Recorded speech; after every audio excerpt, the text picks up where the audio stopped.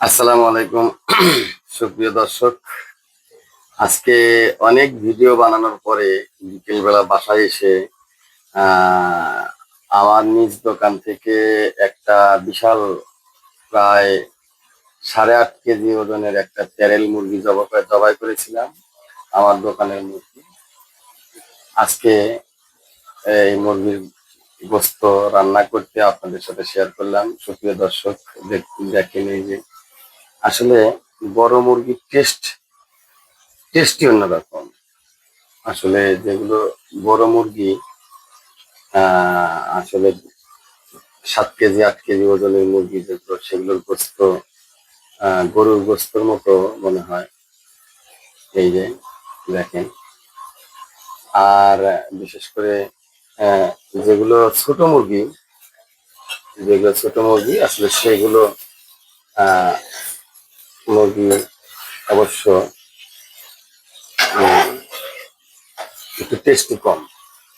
তবে যেগুলো বড় মুরগি 7 কেজি 8 কেজি ওজন, সেগুলো মুরগি আসলেই মানে গোস্তর জগতে মুরগির গোস্তই বেস্ট।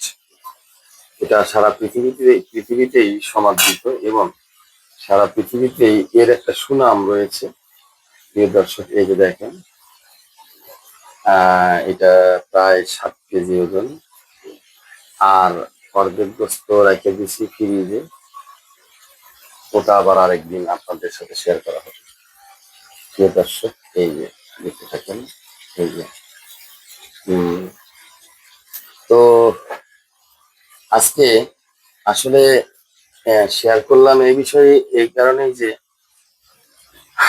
আসলে অনেকটাই সমস্যার মধ্যে আছি। আহ, তাই আপনাদের সাথে শেয়ার করলাম যে আসলে যেগুলো মানুষের এগুলো খাওয়ার কথা, আসলে সেগুলো মানুষ পাশে নাই, তাদের ভুলের কারণে নাই। আসলে আহ মানুষ ভুল করে, বুঝতে পারে না যে এটা ভুল হচ্ছে বা এটা ভুল।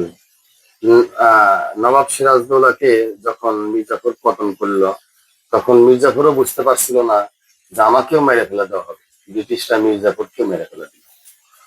তাই ঠিক আমার জীবন কাহিনীটা ঠিক এরকমই হয়েছে। আসলে আমার যারা আপনজন তারা বুঝতে পারে নাই যে আমাকে রাখিয়া চলে যাওয়ার পর তাদের পরিস্থিতি কতটা করুণ, কতটা ভয়াবহ হবে।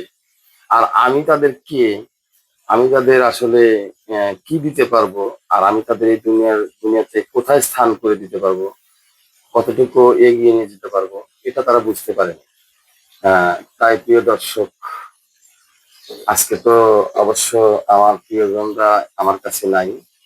তাই এই বিষয়টা আমি আপনাদের সাথে শেয়ার করলাম। আপনারা কমেন্টে জানাবেন যে আসলে যাদের যাদের সাথে থাকার কথা, যাদের খাবার কথা, যাদের আসলে আহ, এরকম কথা, আসলে তারা তো নেই। তারা নেই, তাদের ভুলের কারণে নেই। আসলে আমি সবকিছু সহ্য করতে পারি। আমার টাকা পয়সা যা কিছু আছে, সবাই আমার কাছ থেকে আমার আপনজন যদি এগুলো নিয়ে খরচ করে, খায়, নষ্ট করে, এগুলো কোনো কিছু আমার কাছে ম্যাটার করে না। কিন্তু শুধু ম্যাটার করে হচ্ছে আমার কাছে বিয়াদবি। আসলে আমি ছোটবেলা থেকেই আহ, মানে বিয়াদবিটাই সহ্য করতে পারি না। তাছাড়া অন্য সবকিছুই আমার কাছে জাস্ট ডাজ নট ম্যাটার। আসলে আমার কাছে কোনো কোনো কিছুই প্রবলেম মনে হয় না। আসলে বাস্তবত মনেই হয় আমার কাছে উম, উম, এটা সেটা হচ্ছে আহ প্রিয় দর্শক, অনেক অনেক ঘেমে গেছি। এই যে দেখেন, রান্না করতে অনেক ঘেমে গেছি। তো আহ অবশ্যই একা একা রান্না করে খাওয়া, এটা অনেকটাই খুবই টাফ ব্যাপার। মানে আমার একটা ছোট্ট ব্যবসা আছে, সেই ব্যবসাটা করতে হয় এবং আহ, সেই ব্যবসাটার পাশাপাশি আমাকে রান্না বান্না, বাড়ির কাজ, প্রিয় দর্শক, এগুলোকেও সামাল দিতে হয়। আসলে এগুলো সামাল দিতে গিয়ে অনেকটাই হিমশিমের মধ্যে থাকতে হয়। আসলে পুরুষ মানুষ তো আহ কোনো খারাপ কাজ বা কোনো খারাপ কথা আমাদের রক্তে এটা ম্যাচ করে না আর কি। যাই হোক প্রিয় দর্শক, ভালো থাকবেন, সুস্থ থাকবেন। আমার জীবনের প্রত্যেকটা মুহূর্ত যেন আমি আপনাদের সাথে শেয়ার করে চলতে পারি, এটাই দোয়া রাখবেন। আসসালামু আলাইকুম।